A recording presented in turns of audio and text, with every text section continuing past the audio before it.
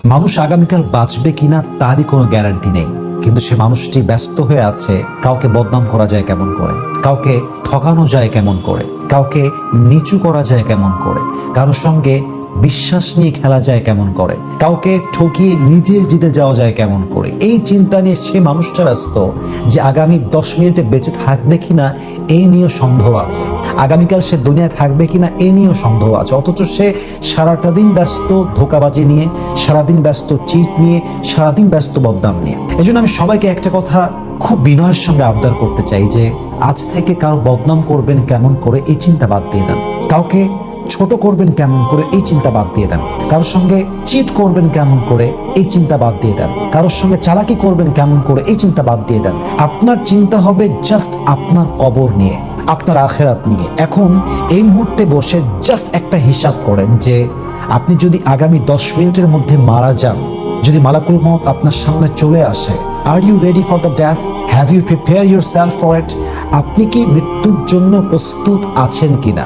এবং আপনি নিজেকে এই মুহূর্তে রাইট নাও আস্ক ইউরসেলফ যে আপনি কোনোদিনও এমন কোনো আমল করেছেন কিনা যে আমলের বিনিময়ে আপনি জান্নাতে যেতে পারবেন, যে আমলের বিনিময়ে আপনার কবরটা জান্নাতের বাগান হবে। Have you done something like that? If the answer is yes, then this video is not for you. যদি আপনার মন বলে যে ইয়েস আমি এমন অনেক আমল করেছি যে আমলের দ্বারা মৃত্যুর পরে জান্নাত পাবো, দেন আমার আপনাকে বলার মতো কিছু আসলে নেই। But if your heart says no, যদি মন বলে যে না আমি তো এমন কোনো আমল করি নাই যে আমলের দ্বারা আমার জান্নাত অবধারিত হবে, সো আপনি মানুষকে চিট করার টাইম পান কেমন করে? আপনি মানুষকে ধোঁকা দেওয়ার চিন্তা করেন কেমন করে? আপনি মানুষকে বদনাম করার চিন্তা করেন কেমন করে? আপনি মানুষকে ছোট করে কথা বলেন কেমন করে?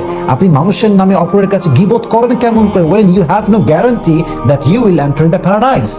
আপনি জানেন না আপনি জান্নাতি না জাহান্নামী, আপনি জানেন না যে আপনি এমন কোনো ভালো আমল করেছেন কিনা যার থ্রুতে, যার ওয়াসিলাতে আপনি জান্নাতে যাবেন। অথচ আপনি সারাদিন ব্যস্ত গীবত নিয়ে, বদনাম নিয়ে, চগলখড়ি নিয়ে, এবং কাকে ছোট করা যায়, কাকে বদনাম করা যায়, কাকে হিংসা করা যায় এই নিয়ে আপনি ব্যস্ত। অথচ you just need to think about your death. এটা আপনার সবচেয়ে গুরুত্বপূর্ণ দায়িত্ব যে আপনি মৃত্যু নিয়ে ভাববেন। আল্লামা ইকবাল রহমতুল্লাহি আলাইহি খুব সুন্দর করে একটা কথাকে বুঝিয়েছেন। আসলে দেখেন, মানুষের ব্যাপারটা হচ্ছে, মানুষের চিন্তা হচ্ছে যে আমি আগামীকাল থেকে ভালো হব, আগামীকাল থেকে নামাজ পড়বো, আগামীকাল থেকে আমি সব ঠিক করে ফেলবো। এরকম কবরস্থানে হাজারো যুবক আছে যে যুবকরা বলতো আগামীকাল থেকে ভালো হয়ে যাব, আগামীকাল থেকে সবকিছু ঠিক করে ফেলবো। এরকম হাজারো যুবক, হাজারো যুবতী এই কথা বলতে বলতে কবরের বাসিন্দা হয়ে গিয়েছে, ওই আগামীকালটা আর ফিরে আসে নাই। এই জন্য আল্লামা ইকবাল রহমতুল্লাহি আলাইহি খুব সুন্দর করে লিখেছেন, हुए नामवर बेनिशा कैसे कैसे, जमी खा गई नौजवा कैसे कैसे, जगह जी लगाने की दुनिया नहीं है, ये इबरत की जा है तमाशा नहीं है। तुझे पहले बचपन ने बरसों खिलाया, जवानी ने फिर तुझको मजनू बनाया, बुढ़ापे ने आके फिर क्या क्या सताया, अजल तेरा कर देगी बिल्कुल सफाया।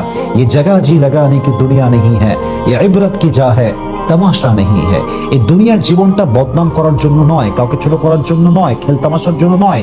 এই দুনিয়া হচ্ছে জাস্ট আখিরাতের ফসল যেন আমরা এখানে উৎপন্ন করতে পারি, যেন আখিরাতের জন্য সামান গোছাতে পারি। This place is for that.